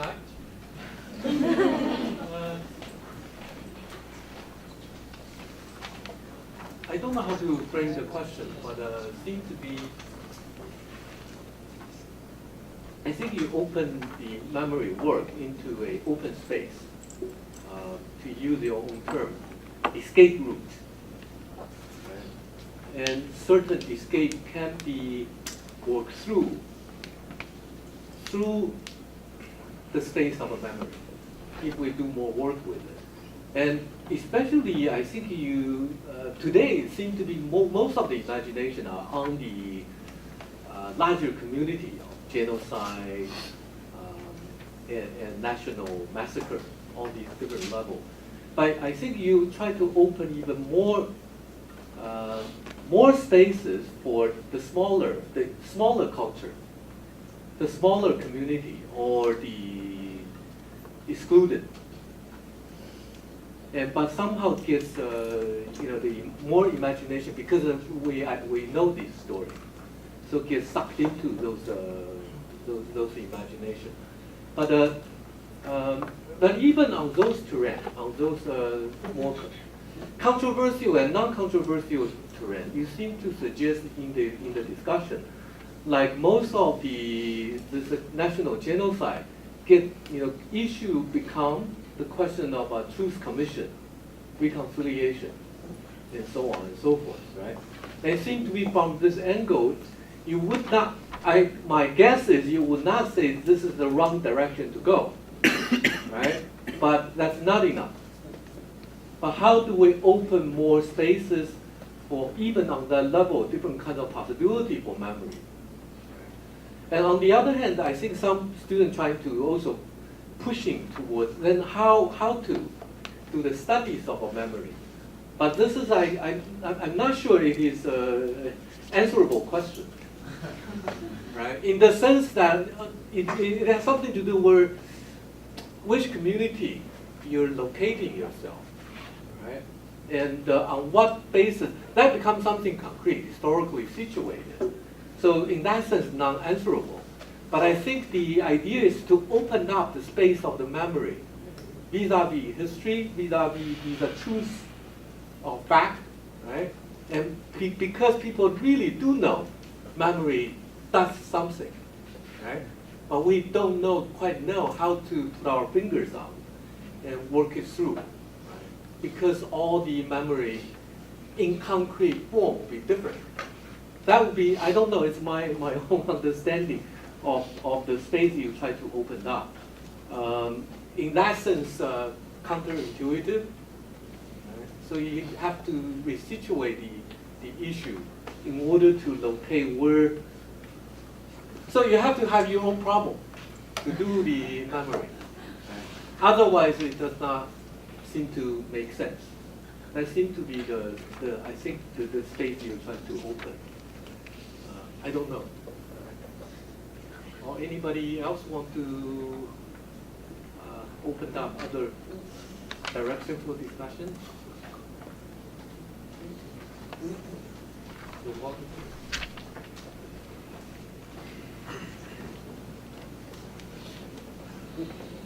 I think I follow Wangxin's question. I think in this analogy between memory work and dream work is something very similarly that the more you consciously you want to try to catch it, and the more elusive. And I think what you are talking about is about a culture to remain healthy. In a way, it's for a culture to remain healthy.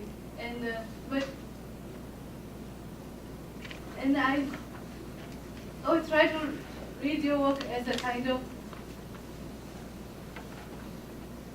analytic or therapeutic process. But I think in psychoanalysis there's a setting of the two in a dialogue. But how does this memory work? How do we work it through? And how do we carry it forward? And if there's some intellectual agenda for us to do to remain about this culture to remain healthy, what will be the agenda? And I'm having in mind now, I don't know, this sounds a bit unconnected, but what I'm thinking is when it's 1934, the Bihar earthquake, and Gandhi said that it is because we are practicing untouchability. And I'm thinking when you talk about the question of responsibility, is that kind of an action a possible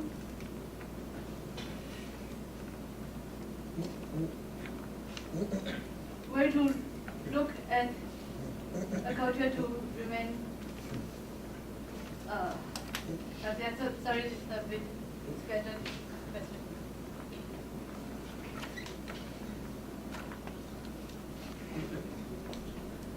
Let me frame my question more concretely. When you did a study on the report on creating a nationality, your book, a teamwork on creating a nationality, right? When you now think back, you're doing nothing other than memory work. Because all the ethnography actually generated and interviews and so on, right? Or if you wish, can we say all the oral history is nothing actually but a memory work, right? Methodologically.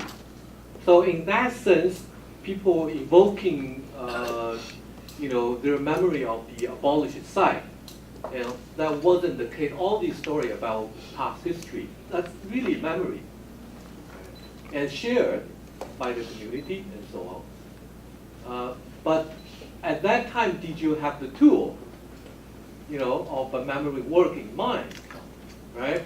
And that was basically the team trying to go in and trying to sort out. Become very historically important study. So now when you reflect back all these things, is that basically about memory work? I guess that was the question.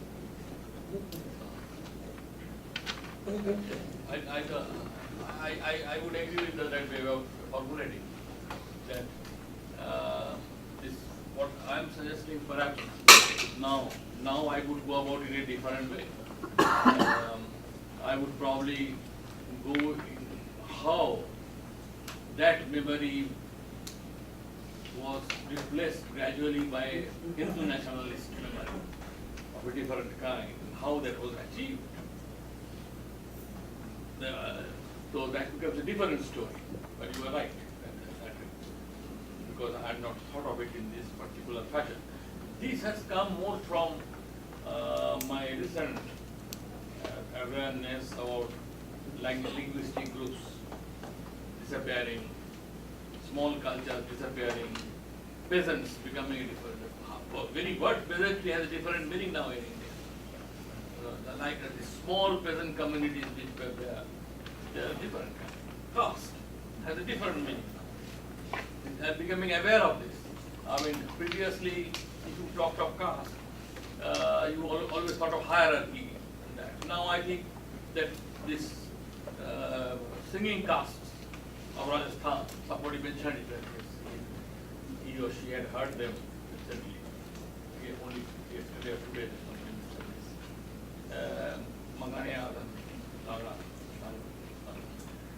Now they were allowed to survive as singing caste because they were ranked low by Orthodox Muslims. They didn't interfere with them. That also is part of the story.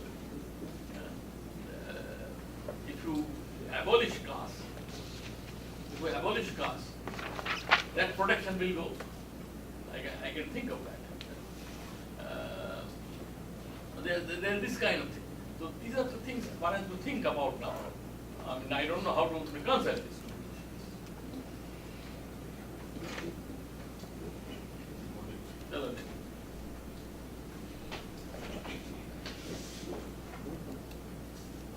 Sorry to come in so late, but I was listening to what you were saying about Indian classical music, and I felt compelled to make a distinction between that kind of Nemo culture, as you so correctly put it, which is a way by which you learn through the oral tradition, or what is passed on the oral tradition.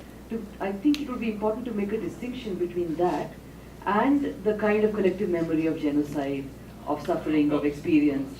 And in some way in this presentation, they both seem to flow together. And I think it would be quite important to make that distinction.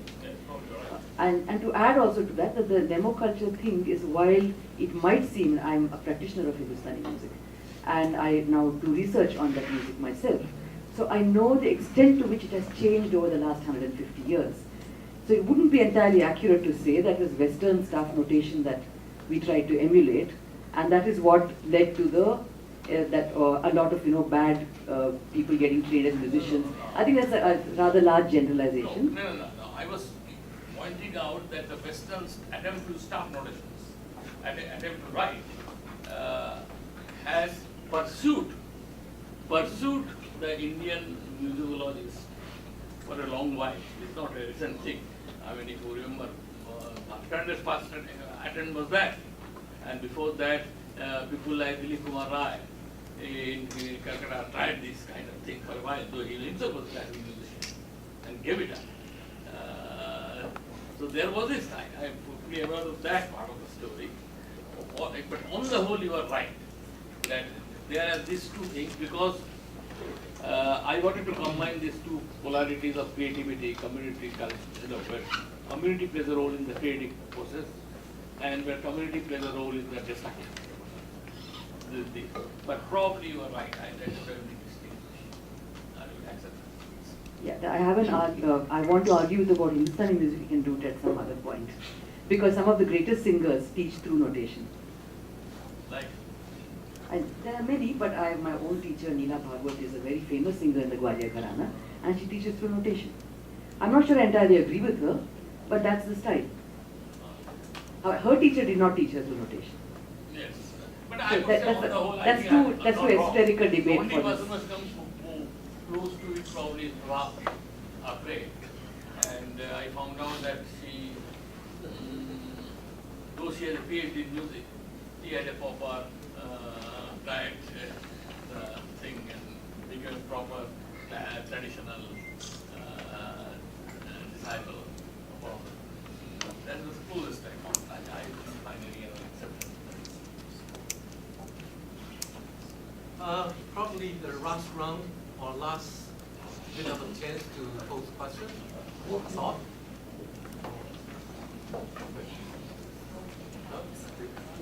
Vicky, she will answer. We'll give her some time. There's also questions still? Huh? At this point? Not, Vicky?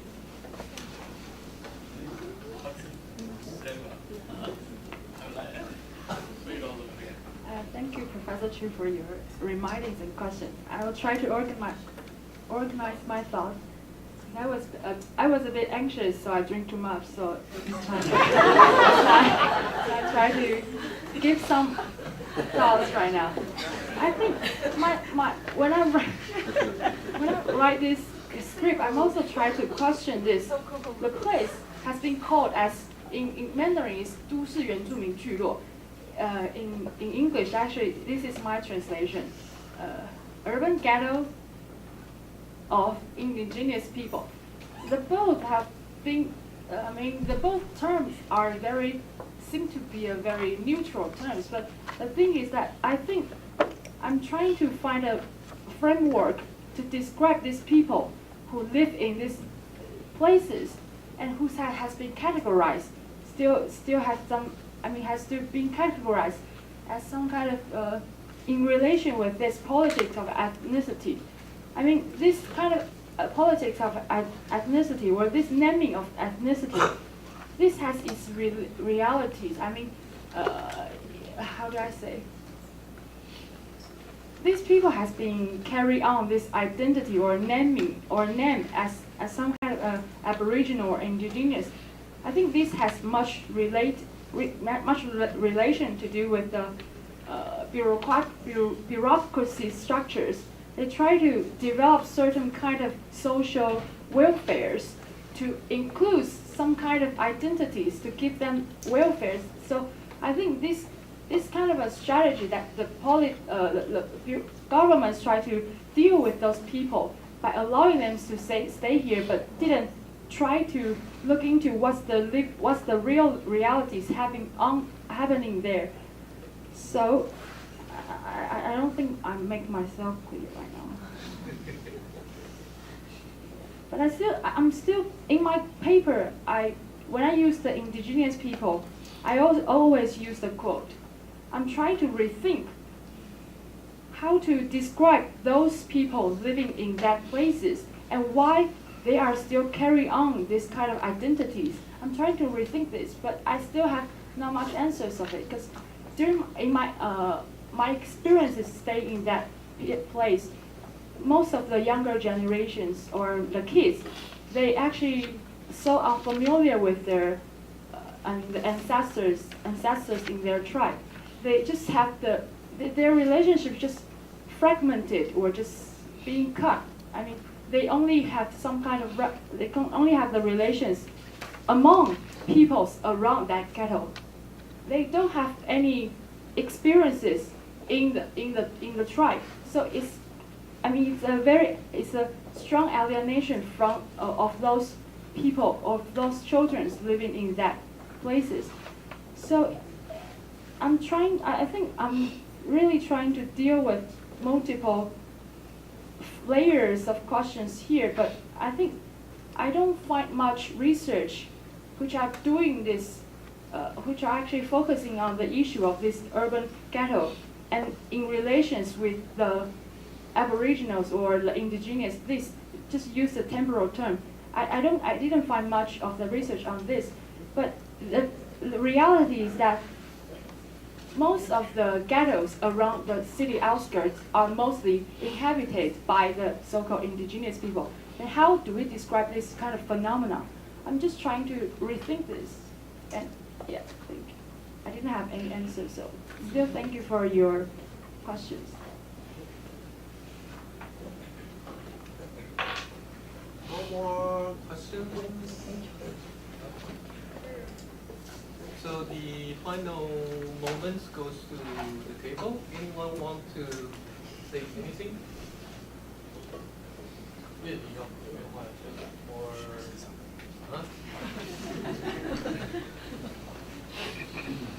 Okay, just one point, respond to Guang Xing's opinion.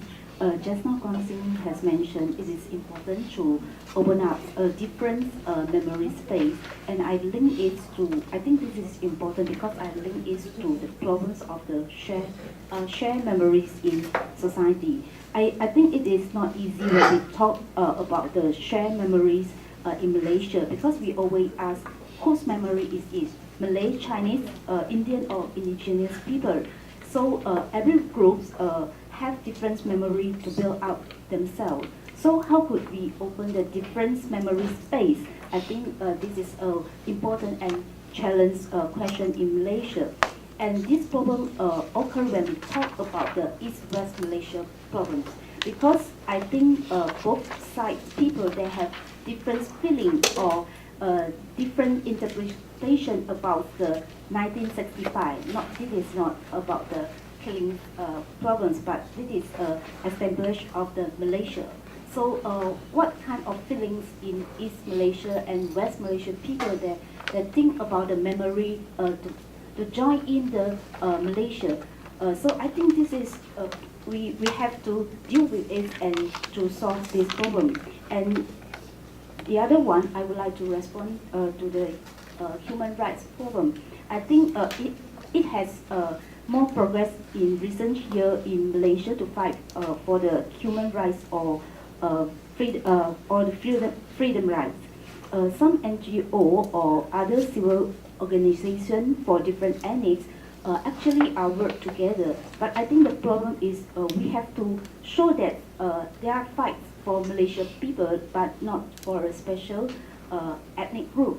Because we know that in Malaysia, each different ethnic group has their stereotype attitude added to one another groups, and I think we have to take the responsibility and to work together and break out this stereotype attitude.